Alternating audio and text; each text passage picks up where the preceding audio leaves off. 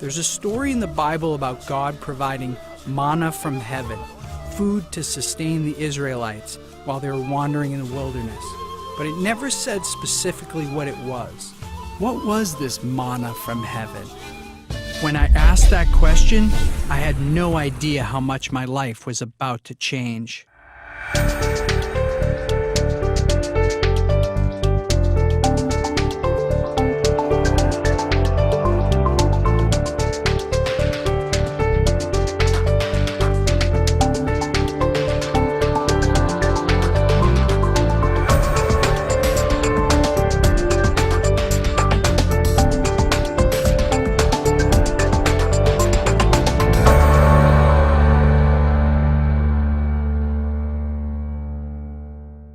The first miracle that Jesus was reported to have done was turning water into wine at a wedding.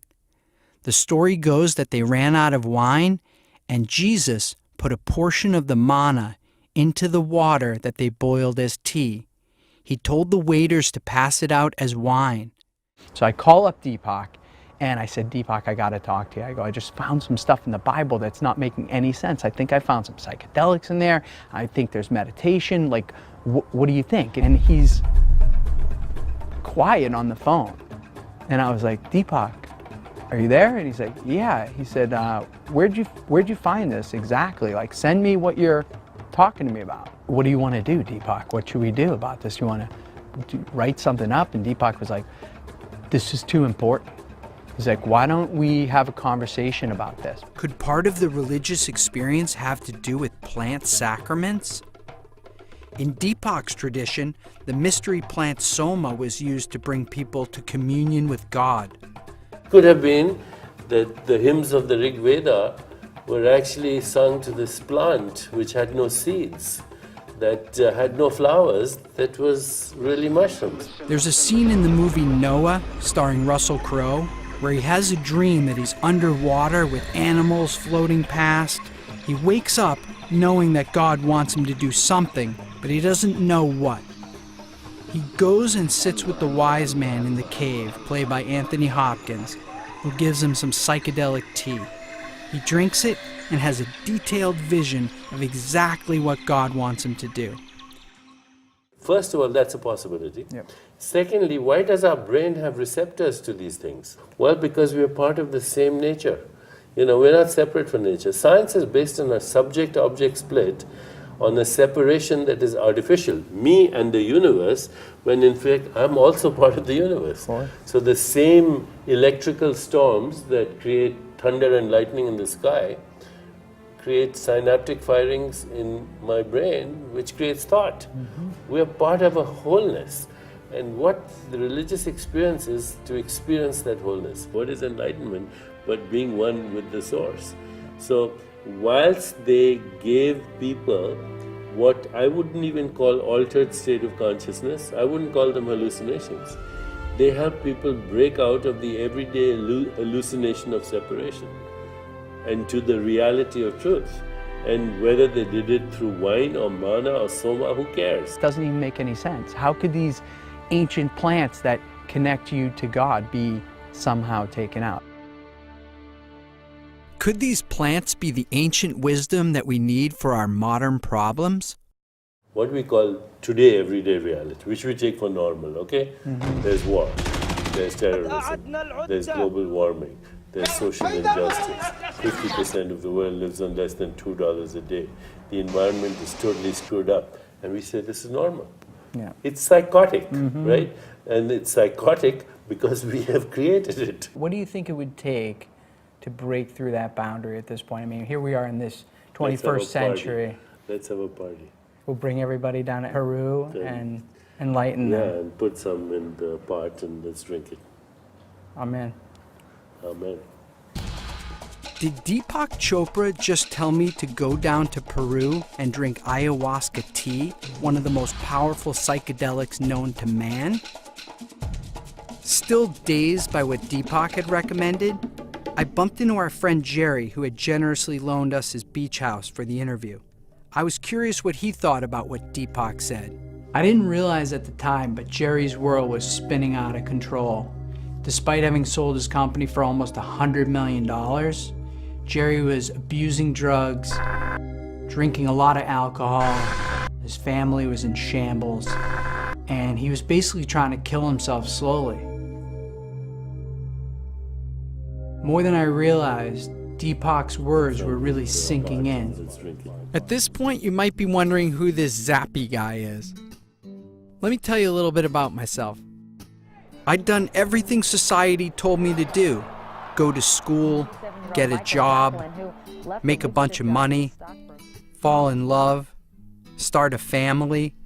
I was living the American dream. I bought beer.com for $80,000. A few months later, I sold it for $7 million. Here I am starring in my own Super Bowl ad. Life was becoming very surreal. Even though I had it all, my conversation with Deepak made it clear that there were other experiences that I needed to have. The value that I place on the experience is more important to me. So I always felt like I'd rather have a passport full of stamps than a house of a certain type. It occurred to me that, like most people, I'd been searching for happiness outside of myself, and I was having the realization that I might never be truly happy unless I went inside my own mind to look for some answers. Albert Einstein famously said, "You can't fix a problem with the same consciousness or thinking that got you into the situation." What this meant to me was that if I wanted to solve a problem in my life, or if we as a society wanted to solve some of the big problems we have, like violence, eco-destruction, addiction, depression, we needed to change our collective consciousness. Could society use some of these ancient techniques for its modern problems? I was inspired by people who came before me that seemingly had it all, but chose to take the risk of going inside their own minds. These people were what I would call psychonauts, sailors of the mind. And I saw that these people were going inside their minds and exploring inside their minds as part of what they wound up doing. And I thought, wow, I have to do that.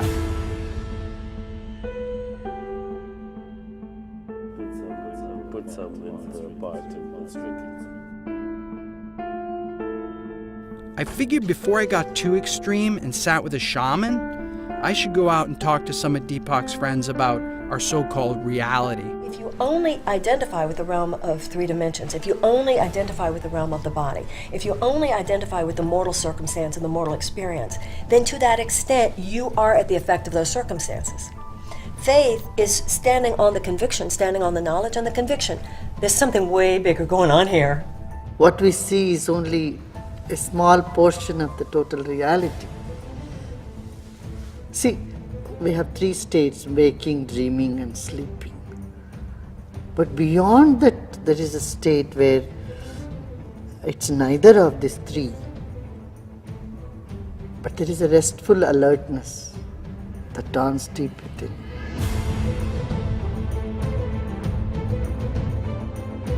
There's nowhere where we escape from being energy, so we're always energy. What we see as it looks physical material is actually the reflection of light, photons of light that hit our energy and bounce back. So we're reflecting light, but we're reflecting it as a force field, a tornado of energy. If we can stand within the unreal world, the ultimate unreal, that appears real, that seems limited by the laws of time and space, and yet have faith in the realm beyond, that literally invokes that realm into being.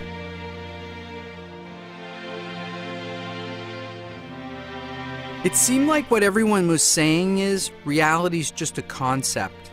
I needed to have the direct experience of going inside. Could ancient wisdom have included plants and meditation? I was excited to learn that a lot of celebrities, people like Jerry Seinfeld, Martin Scorsese, were doing this meditation for a long time. And recently, people like Oprah Winfrey and Dr. Oz and Katy Perry had taken up the meditation, and it seemed to be making them even more creative. I wanted to see if some of this ancient wisdom could help me to tap into my creativity. In the 1960s, a funny little man named Maharishi Mahesh Yogi came out of the Himalayas to the United States, and he wound up teaching his transcendental meditation technique to the Beatles, and the rest is history. Today, there are more than 7 million people worldwide doing transcendental meditation. What I like about the TM technique is that there's no dogma attached to it. It's really just a simple technique of silently repeating a mantra to yourself, which causes you to transcend into your quieted mind, to subtler and subtler states of consciousness, until a point that you reach a place called universal consciousness, an endless field of energy that connects all of us, where all knowledge is contained and where everything is manifested from. When the Maharishi passed away in 2007, he put John Hagelin in charge. As a quantum physicist and a meditator, he had successfully used quantum theory to support Maharishi's model of creative intelligence being at the center of all creation. Waking consciousness is all about being aware of something, this, that, this concept, that person. Transcending is leaving all of that behind to isolate and experience the self itself. It's blissful. It's not the end of the story. 10, 20 minutes of that is enough. The idea is to come back into activity and increasingly integrate and stabilize the experience of inner reality, inner silence, along with outer reality. And that's when life really gets to be interesting and fun.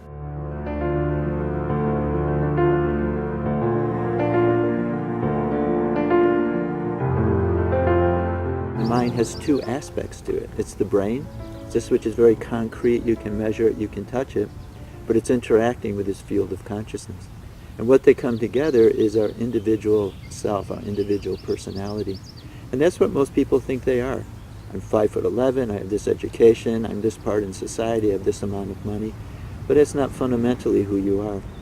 And to know that, you need to have the experience of that. And that's where meditation experience comes in.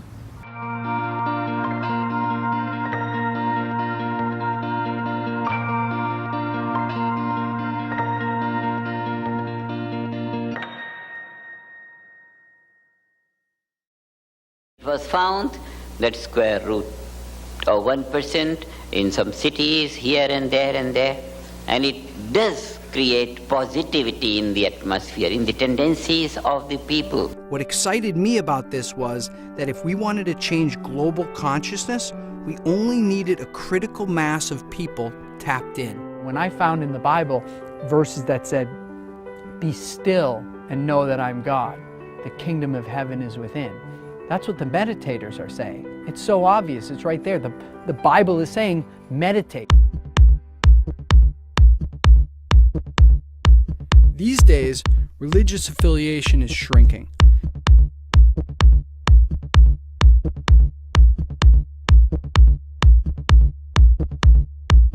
I needed to go speak to some of the religious leaders and top scholars of our time about whether meditation was once part of religion.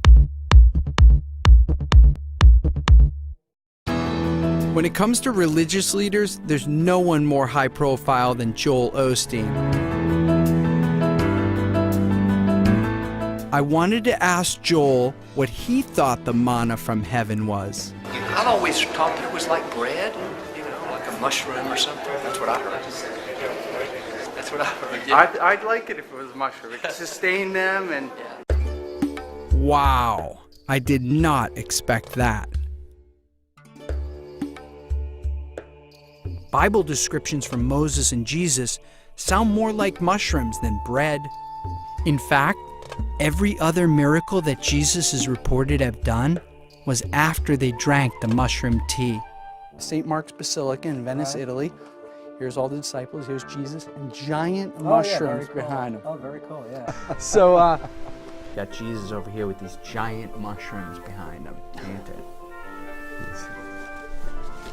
Jesus with the giant mushrooms behind him.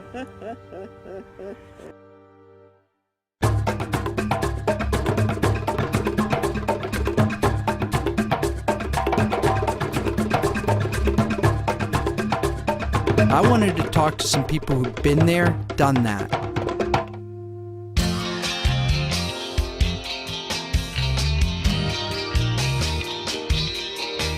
I've probably had as much psychedelics as anyone alive. When you fall away for a minute, something happens. That's actually the beginning. And now you have to relearn the world just like you were a baby. What I found makes ayahuasca very special, number one, is it's the only mind-altering substance that needs more than one substance. And the other fact that's interesting is that both of these substances, the MAO, which is harmaline or tetrahydroharmalol, or the DMT, both of these substances are produced in every mammalian nervous system. So there are substances that our body produces. Filmmaker Foster Gamble's documentary Thrive shattered many of the myths that we've been presented by regular society that keep us slaves to our so-called reality. So it seems to be a natural inclination to alter our consciousness somewhat. And I think one of the reasons for that is when we alter our consciousness, we can see our daily consciousness in a new way. And it shifts, tends to raise and expand our daily consciousness. And to me, that's the point. And if we can use substances, whether it's broccoli or ayahuasca or, C-sharp major, to give us a glimpse of what's possible for human beings, and specifically, what's next for me? What am I ready for? When my consciousness separated from my body, it changed the paradigm entirely. I realized, aha, there's something more than this meat vehicle that we have. And that one realization set me off writing all night furiously until the dawn, and it just reevaluated my whole philosophy. And from that point on, I've been on a journey of experiential spirituality, finding the answers myself, and the plants have been the greatest teachers in that quest. Many times there's a huge benefit with one experience because it really gets to the core of what's been happening. So it's almost like 10 years of therapy in 7 hours. Kundalini yoga icon Gurmukh teaches many celebrities how to journey inside using the Kundalini technique. She had her own experience with mind-altering energies. I do not regret anything I've ever done. People say, I did drugs. I said, well, so what? It got you here. Forget it. I've met other people that I wish they had, because I feel they can't go through the barrier. They can't go into that sixth dimension. However you want to look at it, it's going to be the unknown, and you have a choice, fear or faith. Faith that you're going to come out all right, that the lessons are going to be valuable, and that the medicine will guide you, or fear that something else is going to happen. It's going to be the unknown either way, so might as well choose faith. There are times in life where through different means, and God works in mysterious ways, we're shown the mountaintop. It's like through grace. It's like the hand of God lifts us up and just shows us the mountain. I owe a definite debt of gratitude to my experience with various substances. I can't endorse it unless you're at a certain space, in a certain environment, with certain true healers, because it can run havoc, just like LSD did. They are powerful, transformational tools and have to be respected. And if you approach them with enough humility and respect, I tend to believe you'll be fine with them. People are afraid that when they go down there and do these medicines, they're going to lose the things that they love the most about themselves. And that's just this common fear. You get someone who loves their career, and like, what if I go down and tells me I want to be a yoga instructor? I'm like, it's not going to do that, man. And if it does, you're going to be even happier about the fact that it did. There's an opportunity to use psychotropic drugs, which will open up that mind and show you, my God, who you really are. I'm fascinated by it. I'm interested in it. I believe it will have real utility somewhere. It's too soon for me as somebody that's trained to, a certain way, do no harm, help, really be clear about what you're doing. We're not clear yet. Whatever it takes, whether you do the drug or whether you do the meditation exercises or whatever way, I don't really care. There's no doubt in my mind that the first indication, the first formal use for hallucinogens will be at end of life. Because it's clear what I'm reading and seeing in the research is that it improves our ability to be connected with something and feel okay about the dying process. And God knows we need help with that in this country. The traditional psychological model or the traditional medical model, it usually takes years and years and years of therapy and years of intervention and working with a team of experts to get even just a little progress in someone's life. What I've seen, and the analogy I give, is it's 10 to 20 years of psychotherapy, often in 1 to 2 plant medicine sessions. There is a relationship to plant medicine when it is entered through the door of the traditions that brings people more to a sacred recognition of their life, their path. I think the word drug has a lot of negative connotations. I can't think of, maybe if some drug actually cures someone, it's medicine. See, I haven't heard of people going off the rails. I've seen people go off the rails. Before I took the final leap, I needed to hear it from a psychedelic badass. That person is Ram Dass. His real name was Richard Alpert, born to an affluent New England family. He attended Harvard and after graduation began as a researcher at the university. It was the 1960s and LSD had just been discovered. The government was studying its effect on individuals and enemy combatants. While a researcher at Harvard, Alpert and Professor Timothy Leary started to run experiments on students with psilocybin mushrooms and LSD, both of which were legal at the time. The results were nothing short of miraculous. Users were reporting that they were having life-changing experiences, including a study that showed that 60% of alcoholics that were given 1 dose of psilocybin mushrooms in the right set and setting were never alcoholics again.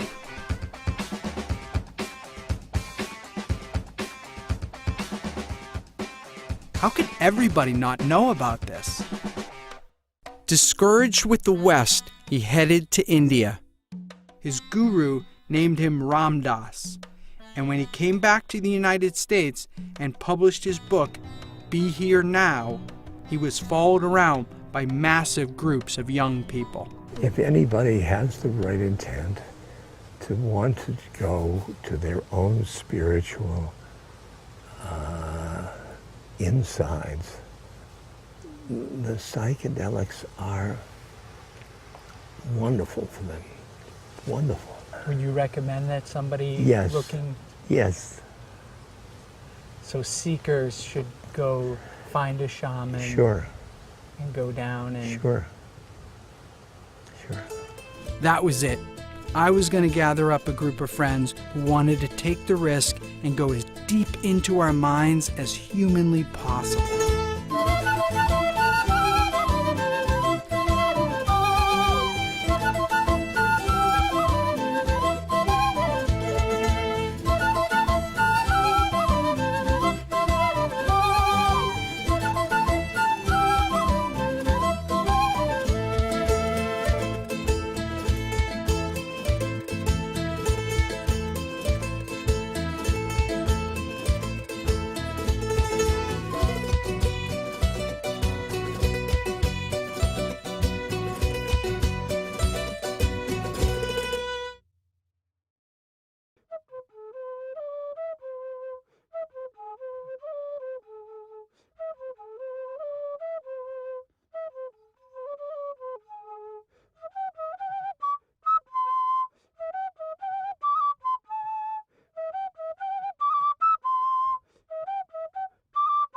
Things should just seem to be falling in place, It feels like it's guided, it feels like it's meant to be. So for me, I'm just letting it go, I just assume every miracle that is going to happen is about to happen, and I should just kind of enjoy it and let it happen. I have chosen to work with the mesa, which is medicine bundle, meditations, rituals, counseling, and working with ancestral medicines such as Huachuma or San Pedro, which are ancestral medicines that have been used for over 5,000 years in the Andes of Peru by pre-Incan cultures who were masters of accessing dimensions of consciousness that are so deep that we often don't access. I feel like it doesn't matter where in the world you go, it's like you'll always find, your kind. And when it comes to spirituality, I respect anything that, or anyone who kind of walks respecting the planet, loving nature, and opening their heart to, you know, the universe and love itself. As long as that's the main priority behind your religion or your, you know, ceremonial, spiritual belief, then, you know, I'm down with you. I've got a few intents. Some are very personal, which I'm going to try and bring back to my family and loved ones. And try and take some of that knowledge or the glimpse of the other dimensions that are out there, which I've been trying to do kind of in artificial ways. I mean, sometimes with my own artwork and my creativity, but in other ways with less natural things. And sometimes that's an anesthetic for pain or just your day-to-day life that gets you down.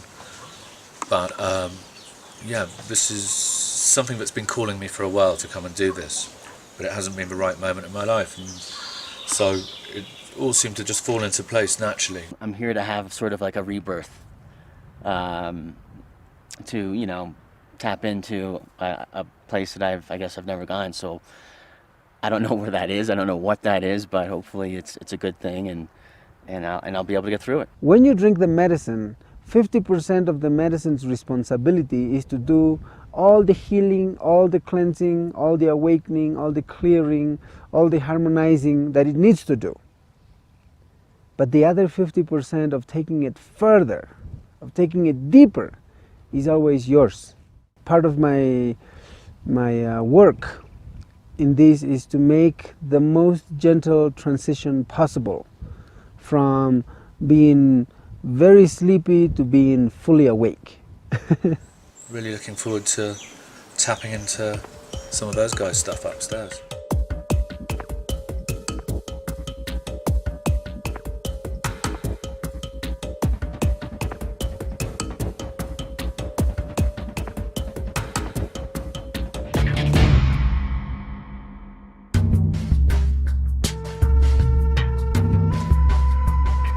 The San Pedro trip was gnarly.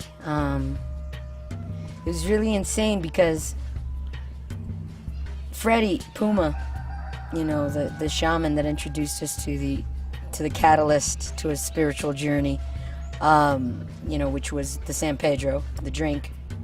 He so in tune, that guy. And I recalled, you know, being at the top of the mountain, you know, at this plateau where we all, you know, we're just so tired from this massive, you know, high altitude trek, and we're finally, you know, getting some air, and you're looking off at these amazing clouds that are flying right at you, and you're at the precipice of this mountaintop, and, you know, you see hundreds of feet below you, and I got this enormous sorrow that I was just overwhelmed with. And the sorrow that consumed me was something that I've been carrying for many years, kind of like a little rebellious anger, like, why am I here? Like, you know, like, Dad, you know, like, I didn't knock on your balls, you know, to come out into this, you know, universe kind of anger that I've been holding since I was a teenager, you know what I mean? Why stay in the chaos? Why suffer? Why struggle?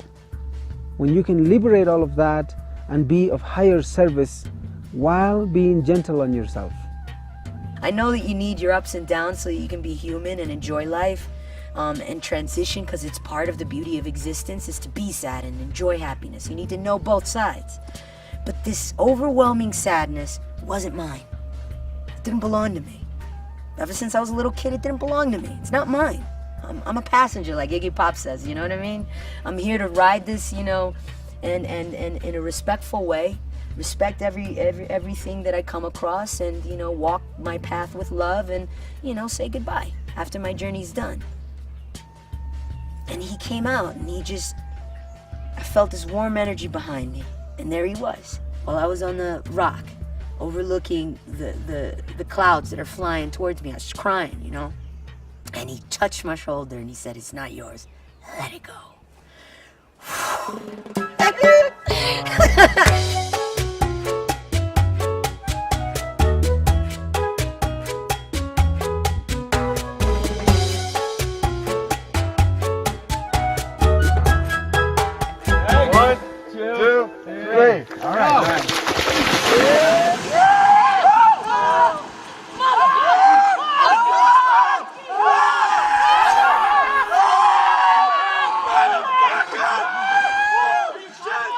if my trip ended today, I've had, you know, 20 years of heavy pain lifted off of my shoulders, and I'd be a happy camper without doing the ayahuasca.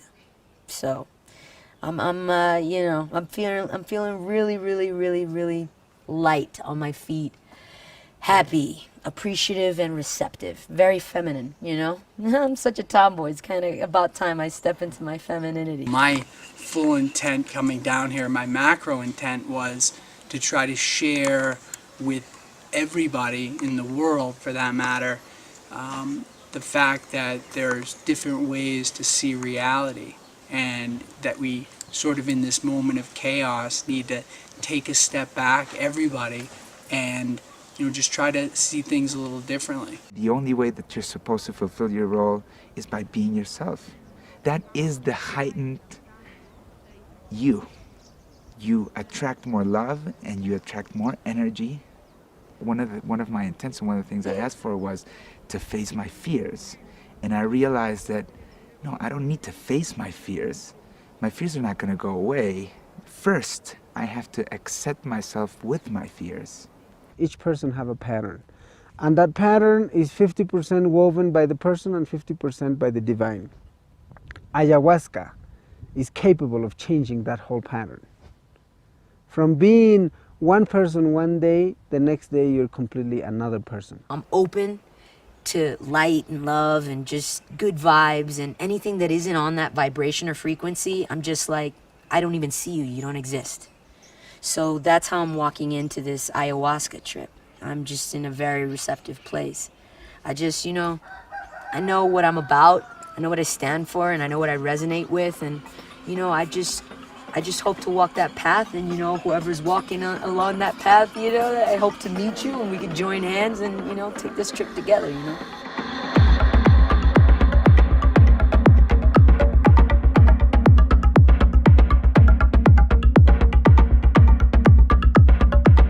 Happened for me in my ayahuasca experience when I was sitting there and I realized that I had just died. As I was looking at death and experiencing death, I saw how dynamic it was and how much was going on. And I realized that I never needed to fear death again. It was totally liberating. And as I spent time in this ayahuasca experience, I realized that I was sitting in a place where I could ask any question. I could go into the future, I could go into the past, whatever I wanted to know. So I'm going to ask a big question. So I decided to ask, why do bad things happen? And immediately upon asking that, I was whipped out into the edge of space, back to where when you're a kid you go, yeah, but what's past space? And people go, oh, more space. And what's past that? More space. I was out there on the edge looking at everything in the universe basically contained, like God would look at it. And as I'm looking at it, Spirit said to me, you see that? It's totally balanced. It's perfect. And I looked at it and I was like, wow, that's true. It's totally balanced. It's perfect. If something happens over here, it'll just be made up over here. And as soon as I had that realization, I was sucked right back in. I was sitting in the room again.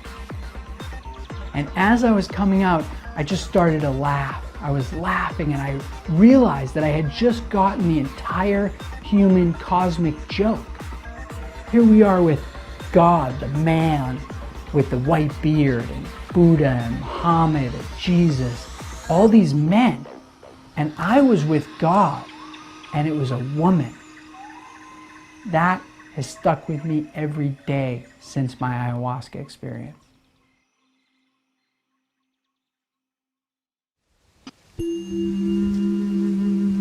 Well,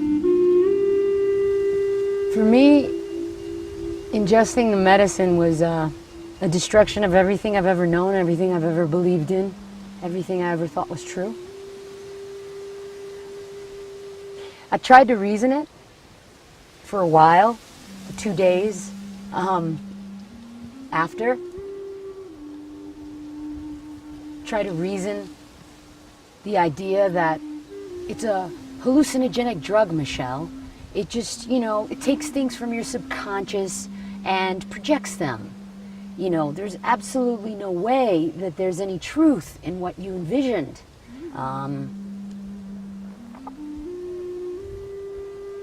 That it's just a trip. You know, you read tons of books on alchemy, you know, you have tons of, you know, information about symbolism and religion deep embedded into your brain since you're a little kid. But I know in my heart of hearts, it's not true. And that everything that I have ever known could quite probably be bullshit. And it makes me happy. I felt a peace and calm that I've never experienced in my life.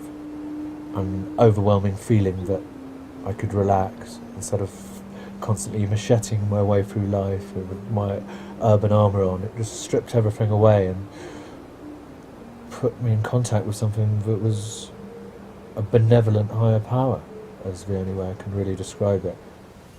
It's such a hard time in the middle of it. I know,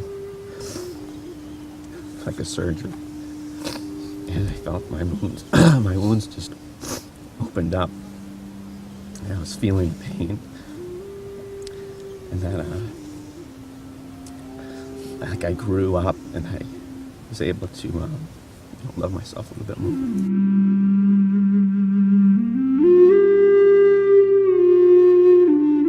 Once I got through that hard part, or the part that I needed to get out, it was just definitely the best life-changing experience that I've ever been through. When people access these medicines, they need to access with full love, with full willpower. Otherwise, they need to find other ways. People will transcend anyways. Now is the time. And these medicines are major assistants, major helpers, major masters, you know, assisting this process of transition for humanity from one level of consciousness to a higher level of consciousness. I've lost a lot of anger, a lot of hatred, and a lot of, you know what, if you're an asshole, be an asshole. It's your fate. You know what I mean? Like, I'm easy now. Like, I'm not angry anymore at all the mean people in the world, you know?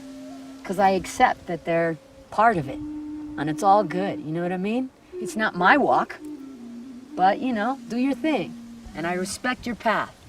But don't come near me with your evil energy, because I'll knock you the fuck out.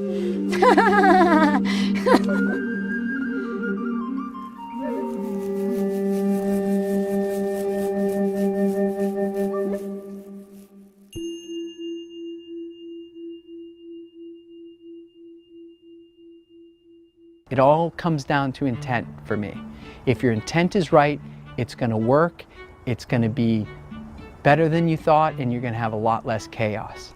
It seemed to me that nature recognizes that people are highly stressed and that people need healing medicines for the problems of addiction and depression.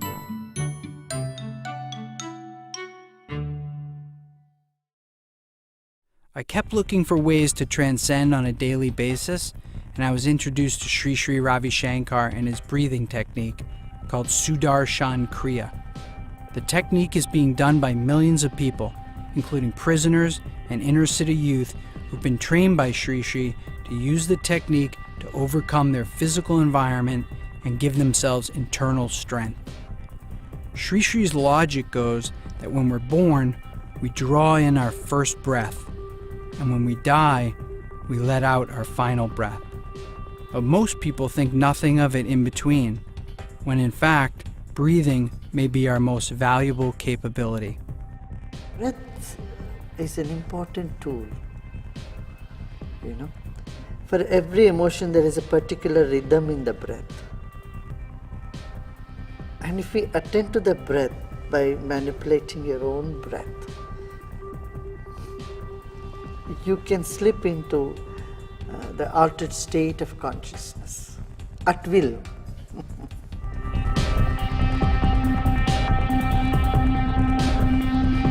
I learned the Kriya breathing, which blew my mind. The fact that I was able to put myself into a psychedelic state with just my breath. Lightning bolts were shooting out of my hands and feet. Time stood still.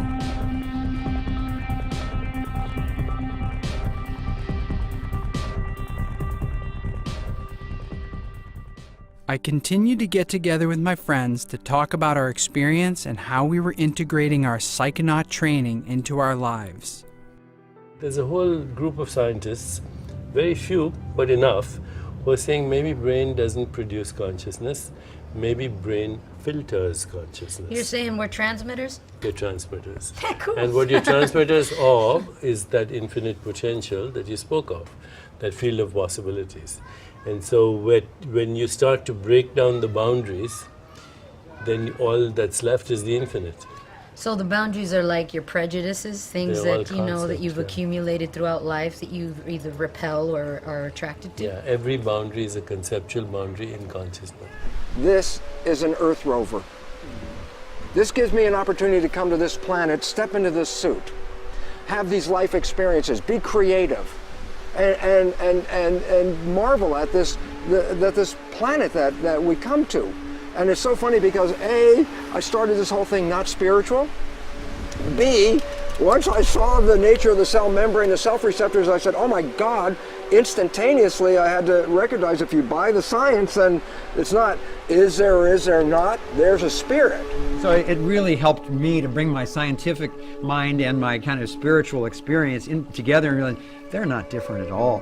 We're just discovering through all these pathways how all of that is one. After I started to really journey with the plants was when things sort of changed. When that older boyfriend of mine, I was like 24 at the time, and he told me I was an idiot. And he said, you're very passionate, but you have nothing to back up how you feel about the world. You don't read, you don't have, you read one book and you can get 20 years worth of research in one book. And he kind of like opened up my mind to do research and to fill my mind. Now, when I see the world, I do a psychedelic, I think metaphorically, I think on so many different layers, and of course I enjoy the moment too. I can chase sensations like any of them. I love to feel good and have fun and interact with people, but information is so beautiful. And if we could just tap into the reservoirs or fountains of the people before us, you never know where it could take you. When I lost Paul, I was like, I went through about a year of just being like an animal. Like, what could I do physically to just get my mind off of existentialism, get my mind off of how transient life is and how we just come here and could disappear at any moment. How could I get my mind off of that? So I was just summer, crazy, nuts, berserko.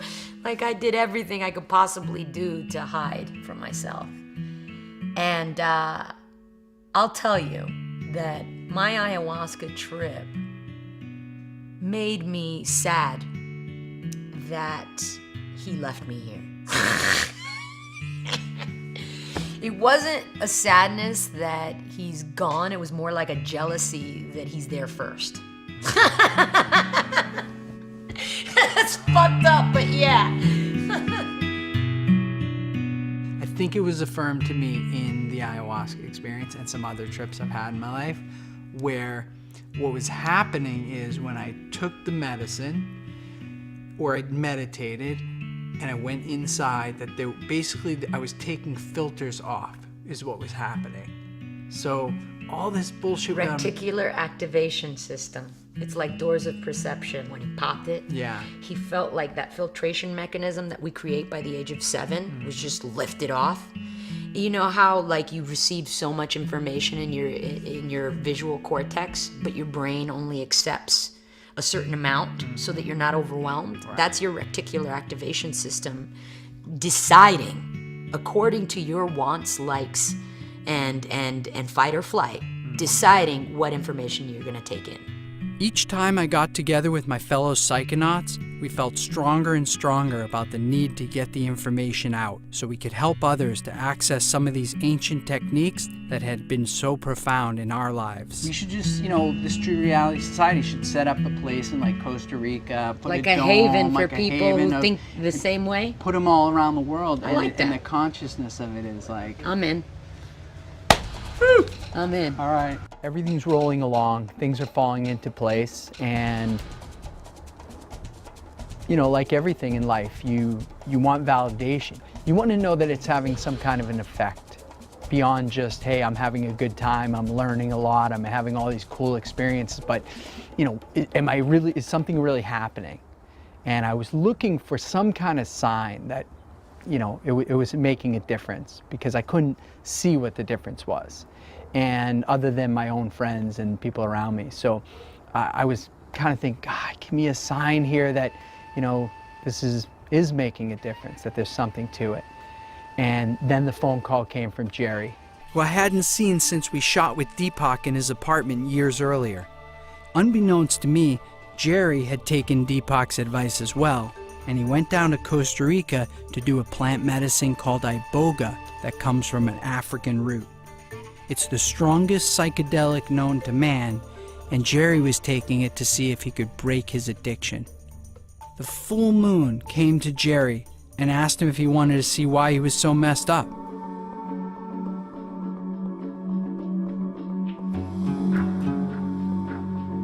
Because of my life, I had like addiction issues, tons of women issues, ego issues out the gazoo, smoking, drinking, you name it, I was a fan, right?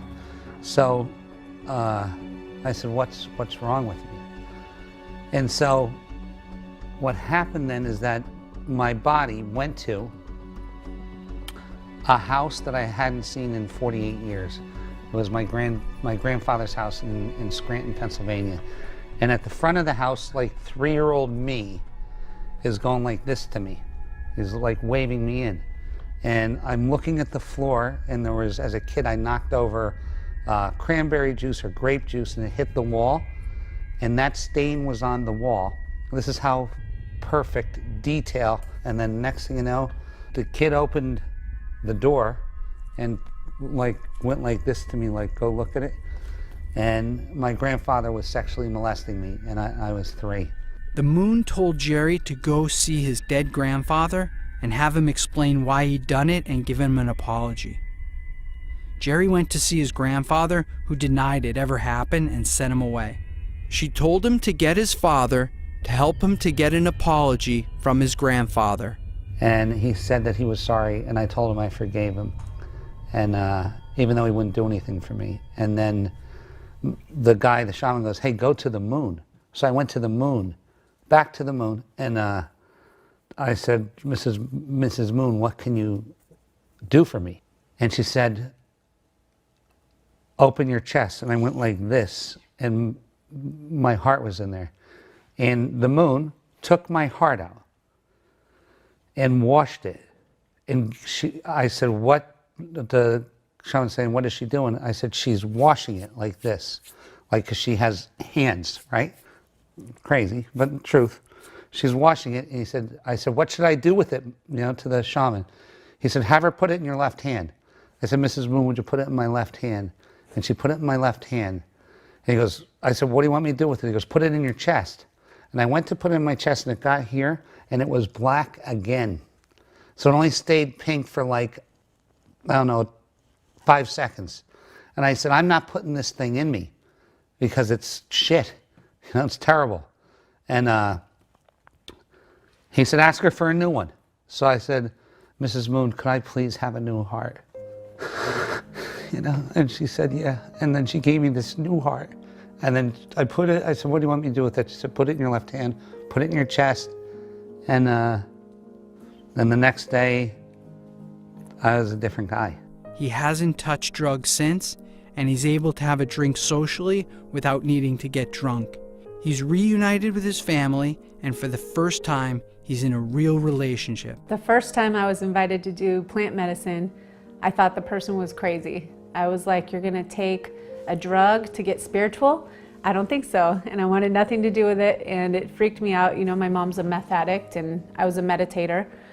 And finally, this woman who's like just a love in my life invites me to go, and I couldn't say no. So I went, and that night, she told me, set some intentions of what you want to see. And I said, okay, I want to see why I keep attracting the same psycho guy over and over and over with a different face, sucking the light out of me.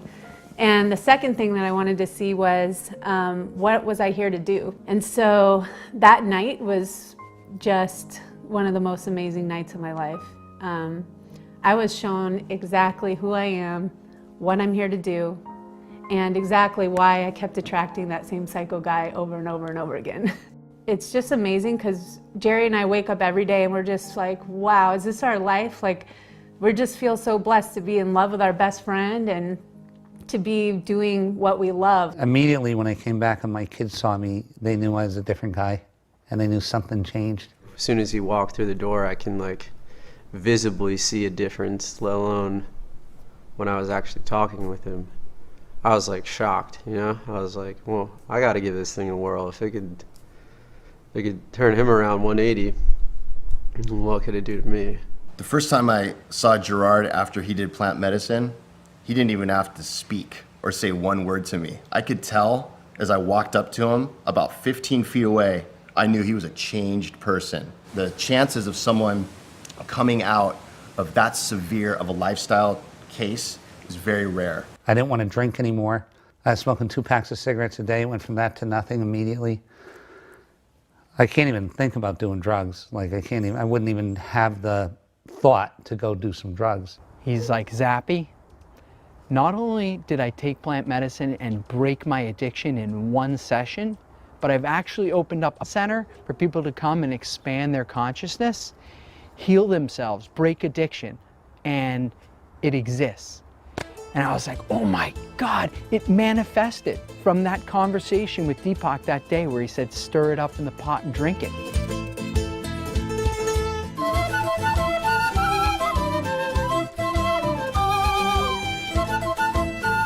The moon told me, and this sounds so ridiculously crazy, but told me to go buy a center and to make it a plant-based center.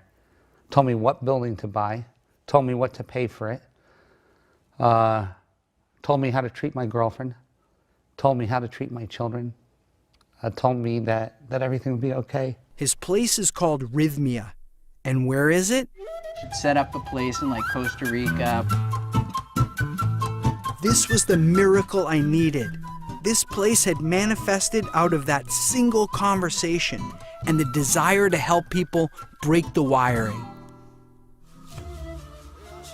The first ever clinic where people can go to expand their consciousness and heal themselves. While you're at Rhythmia, you can receive counseling and spiritual development, including a program developed specifically for Rhythmia by Reverend Michael Beckwith called The Answer Is You. It's a consciousness expanding program that allows people to, 1, take 100% responsibility for their own life, come out of the shame and blame game, blaming others. 2, it moves you through a period of forgiving yourself and forgiving all others so that you can be clean inside. 3, you begin to embrace the vibration of intentionality, having an intention or a direction of how you want your life to be. You have to choose this.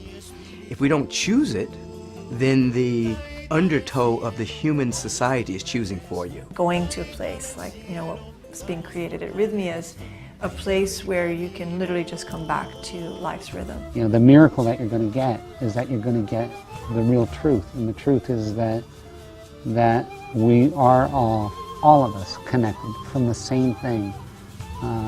And that love is the thing that holds us all together. And when you get to that truth, that's the whole thing that you've been running from your whole life, is that one truth.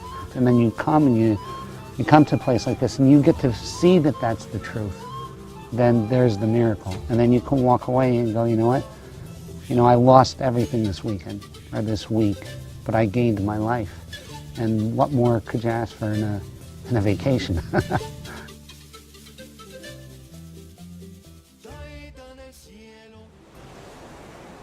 Everything I've gone through has truly been worth it. Because even before this movie's finished, it's already changed the world. Because this place exists.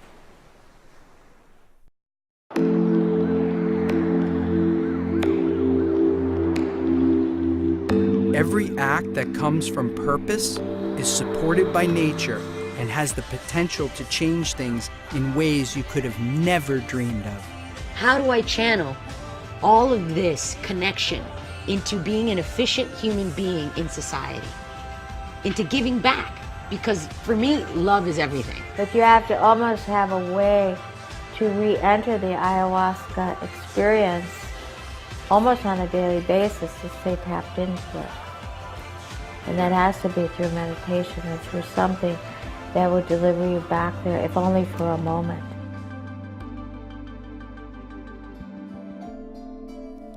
All of us had life-changing experiences. So the question is, how could these incredible plant energies be illegal today to consume or even to study? It turns out that the answer to that question may be even more sinister than the reason they'd been taken out of religion: money. The pharmaceutical companies are only interested in selling their patented petroleum-based medications that people need to take for the rest of their lives. These drugs do not cure, but only mask the symptoms and have significant negative side effects. Here I am, living my entire life sustained by plants. I'm eating vegetarian, and my day job is bringing out a plant-based formula to help people with addiction. I owe everything to these ancient tools.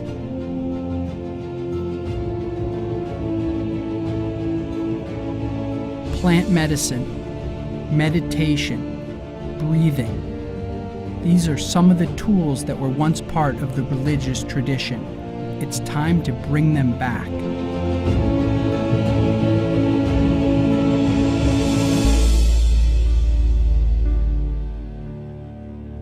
We started the True Reality Society to create a peace army to counteract mass violence in the world and to bring together people who believe in the importance of going inside their minds.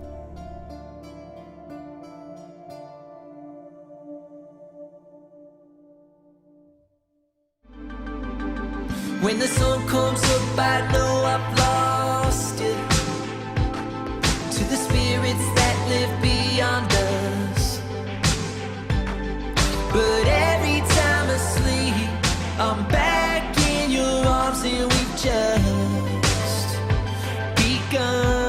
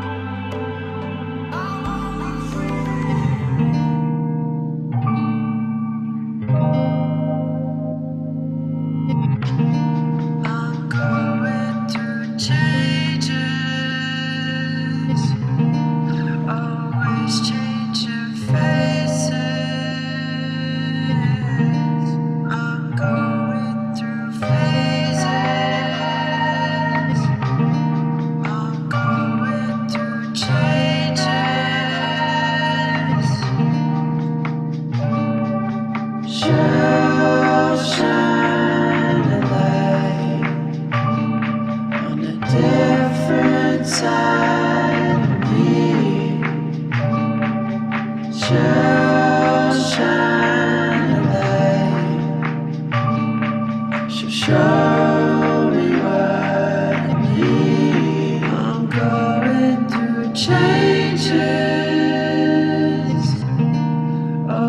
Always changing faces.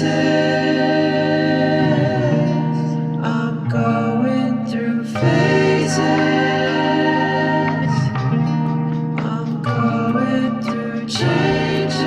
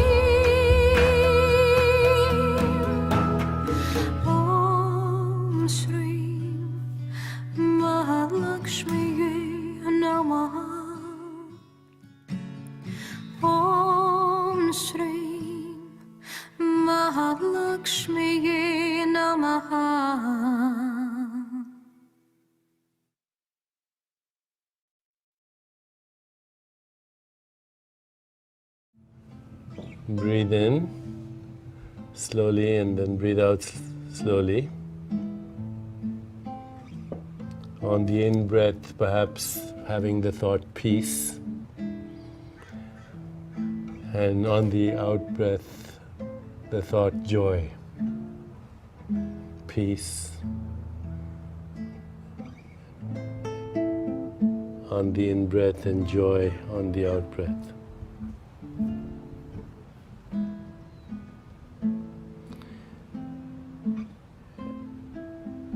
And bring your awareness into your heart now. And remember a great experience of love.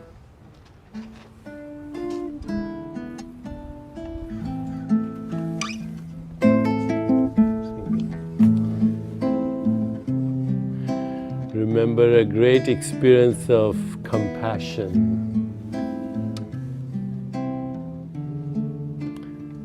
A great experience of joy.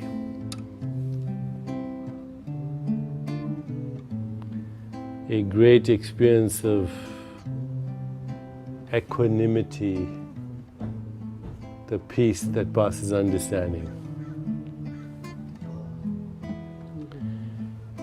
And now bring your awareness back into your whole body and allow the boundaries of your body to slowly dissolve and merge with your surroundings. Recognize that every boundary is conceptual.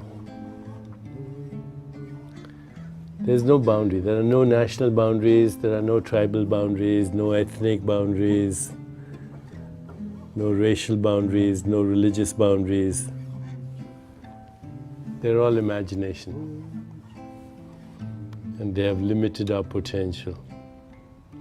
We are the stars, and we are the sky, and we are the moon, and we are the galaxies.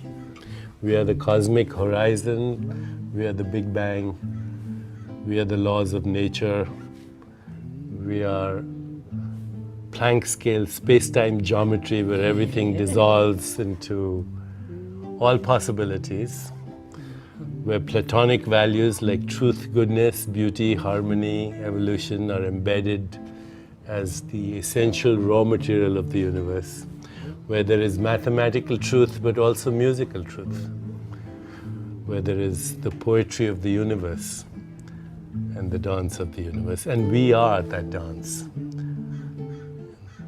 The Sufi poet Rumi says, look at these worlds spinning out of nothingness, this is within your power. We come spinning out of nothingness, scattering stars like dust. Out beyond all ideas of right doing and wrong doing, there's a field. I'll meet you there. So remember the field that you went to. It was beyond right doing and wrong doing. It was the field from where we come and which we long for. I'll let Roberto finish his Peruvian shamanic song.